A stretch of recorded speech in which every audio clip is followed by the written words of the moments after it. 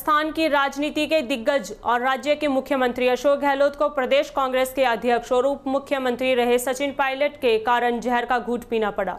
राजस्थान कांग्रेस में महीना भर चली कुश्ती में अशोक गहलोत अपने से बहुत छोटे सचिन पायलट से मात खा गए।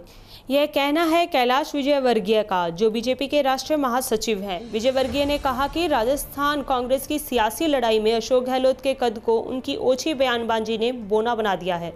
वहीं पायलट के चुप रहने और शालीनता से प्रश्नों का उत्तर देने के कारण उनका कद बढ़ा है।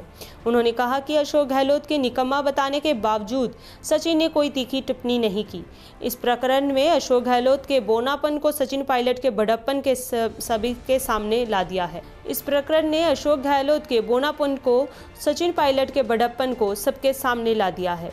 कांग्रेस के आला कमान पर भी कैलाश विजयवर्गीय ने निशाना साधते हुए कहा कि राजस्थान कांग्रेस की गुटबाजी को संभालने में कांग्रेस के आला कमान पूरी तरह नाकाम साबित हुए हैं।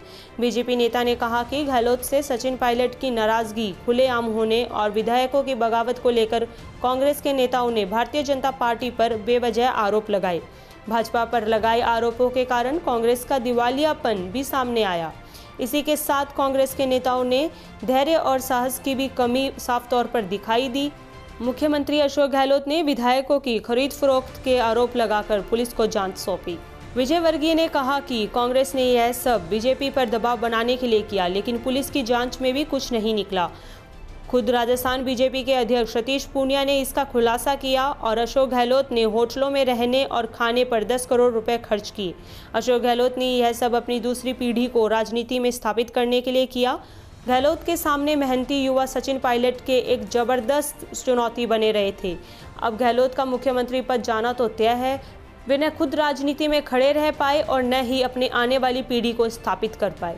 सचिन के राजनीति में बढ़ते कदम के कारण अशोक गहलोत अपनी नई पीढ़ी को स्थापित करने में जल्दबाजी कर गए।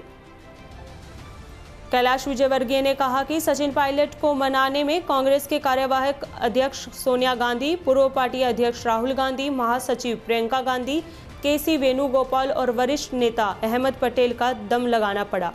सोनिया गांधी ने सचिन पायलट और बागी विधायक की शिकायतों का समाधान करने के लिए 3 सदस्यीय समिति का बनाने का ऐलान किया है। जाहिर है कि कांग्रेस आला कमान सचिन पायलट की नाराजगी दूर करने के लिए अशोक गहलोत पर कार्रवाई करेगी।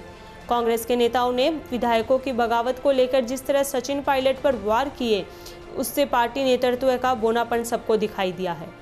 अब इससे बड़ा सवाल तो यही है कि प्रदेश कांग्रेस के अध्यक्ष और उप मुख्यमंत्री की शिकायतों पर पहले कांग्रेस के आला कमान को कोई ध्यान क्यों नहीं दिया गया।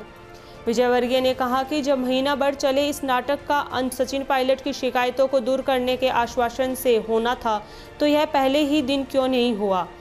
पायलट की शिकायतों पर दूर करने के बजाय कांग्रेस आलाकमान भाजपा पर ही हमले करने लगा। यहां तक कि केंद्रीय मंत्रियों पर भी आरोप गढ़े गए। राजस्थान बीजेपी में गुटबाजी की खबरें चलवाई और तो और हरियाणा की भाजपा सरकार को भी लपेटा गया। आखिर में सोनिया, राहुल और प्रियंका ने भी मान लिया कि सचिन और उनके साथी विधायकों ने केवल अशोक गहलोत से नाराजगी के कारण ही बगावत की थी। अंत में बीजेपी नेता कैलाश विजयवर्गीय ने कहा कि कांग्रेस के नेताओं ने सचिन पायलट और बीजेपी पर सवाल उठाए और अब खुद ढेरों सवालों को लेकर चुप्पी मार गए।